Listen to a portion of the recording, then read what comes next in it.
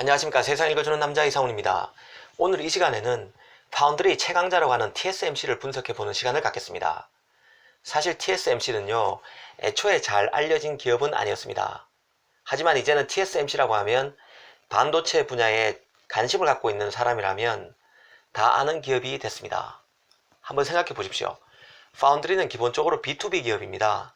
첨단 컴퓨팅의 뒤에서 조용히 제 할 일을 하던 기업입니다. 팹리스의 주문을 받아서 마이크로 컨트롤러를 만들고 전력 반도체를 만들고 했던 회사들입니다. 당연히 인텔, 삼성, 애플은 알아도 TSMC는 알기 어려웠습니다. 이 TSMC가 결국 일반인에게 알려지고 위상 또한 강화된 것은 스마트폰의 영향이 컸습니다. 그 스마트폰에 들어가는 AP칩, 이것은 그야말로 스마트폰의 심장인데요. 이 AP가 점점 더 저전력 고성능을 필요로 하고 있습니다. 그리고 저전력 고성능 AP칩의 범주도 태블릿 등으로 점점 확산 추세입니다. 이에 비례해서 파운드리 위상이 커질 수밖에 없습니다. 그렇지 않습니까? 스마트폰의 성능은 결국 AP칩이 결정하고 그 AP칩을 만드는 것은 파운드리입니다. 파운드리가 제대로 못하면 스마트폰도 망하게 되고 노트북 업체도 망하게 됩니다. 그래서 AP칩을 설계하는 팹리스들은 파운드리가 그만큼 중요할 수밖에 없습니다.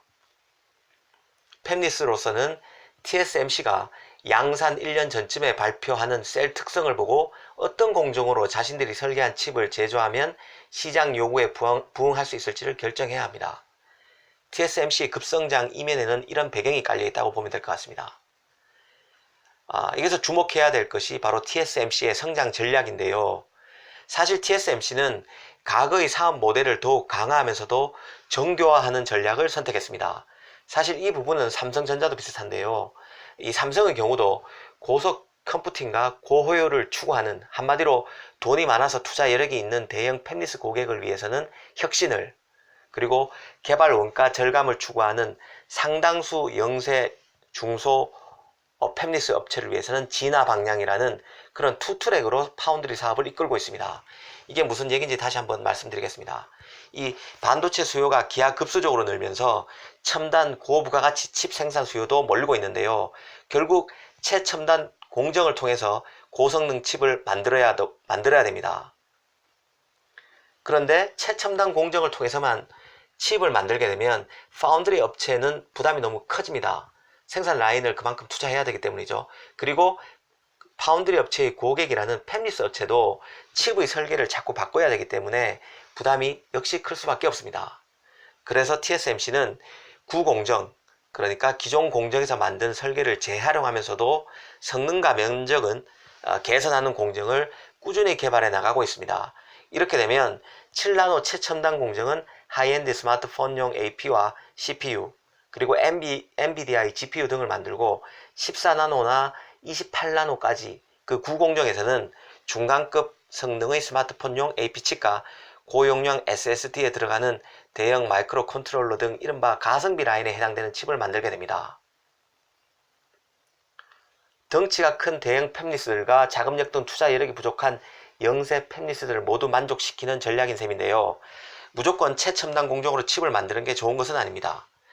최첨단 공정으로 칩을 만든다는 의미는 칩을 새로운 위험에 노출시키는 것과 같습니다. 수율 안정화라는 난관을 이겨내야 한다는 뜻입니다.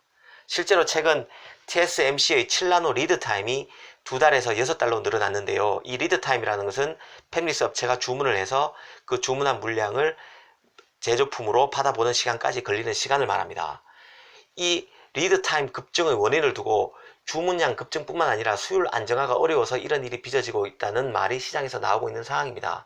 물론 확인하기는 어렵지만 정말 수율 안정화가 어려워서 수율의 부진 때문에 리드 타임이 급증했다면 결국 TSMC 고객은 삼성으로 오게 되겠죠. 이거는 시간이 증명해 줄 것입니다. 시간이 알려줄 것입니다. 어찌됐든 중소규모 팹리스로서는 기존 공정에 조금의 변화로 칩의 성능 변화를 이끌 수 있다면 그런 생산 라인을 원할 것이고, 이는 라인 투자 비용을 아끼면서도 최대한 고객을 잡아야 하는 TSMC의 이익에도 부합하는 것입니다. 실제로 TSMC 12나노 공정 같은 경우는요, 16나노 공정 대부분을 그대로 가져온 것으로 알려져 있습니다. 팹리스로서는 기존 16나노 공정에 맞춘 설계를 크게 손대지 않고도 칩 성능을 올릴 수 있어 좋겠죠. TSMC도 큰 투자 없이 기존 설비로 신공정을 구축하는 셈이라 장점이 있습니다. 모바일이 고성능화되면서 경쟁 업체들까지 나자빠지고 있는 상황입니다. 실제로 그만큼 투자 비용이 크다는 얘기죠. UMC 대만의, 중국의 또 SMIC, 또 2018년에는 미국의 글로벌 파운드리 모두 7나노 공정을 포기했습니다. 최첨단 공정이죠. 7나노 공정은. TSMC가 기존 공정의 재활용에 적극적이었다는 얘기는 그런 팹리스의 그런 수요에 부응하는 측면도 있지만, 한편으로는 그만큼 반도체 라인의 투자 규모가 어마어마하다는 뜻도 있습니다. 그런 결과 앞서 말씀드린 대로 이제는 7나노 공정을 하는 기업은 삼성전자와 TSMC 단 둘만 남았습니다. 그런 맥락에서 보면요, TSMC와 삼성전자의 미래는 매우 밝다고 볼 수 있습니다.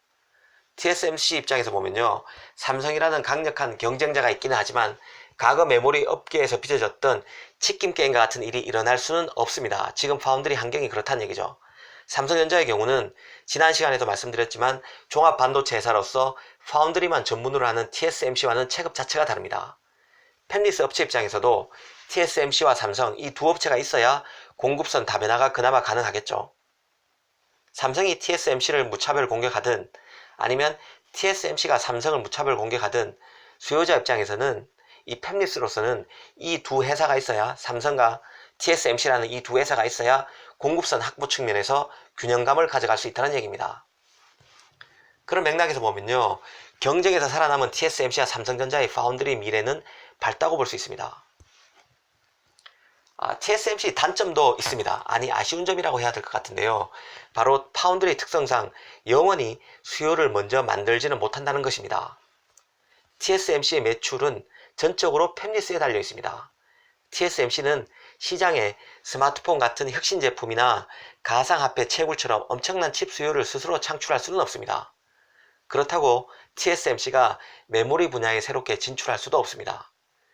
기존의 메모리 업체의 압도적 원가 경쟁력을 이길 수도 없거니와, 만약 TSMC가 메모리 진출을 깨한다고 알려질 경우 고객사들의 반발이 심할 것이기 때문입니다. 고객사들이 왜 메모리 내 시장으로 들어오느냐, 이런 반발이 있겠죠. 결국 파운드리 업체들은 신형 반도체 설계가 등장하면 여기에 맞춰 라인을 준비하면서 IT 혁신의 마중물 역할을 하는데 그 진수가 있다는 생각입니다. 삼성전자와 TSMC의 경쟁, 흥미롭게 지켜볼 필요가 있을 것 같습니다. 감사합니다.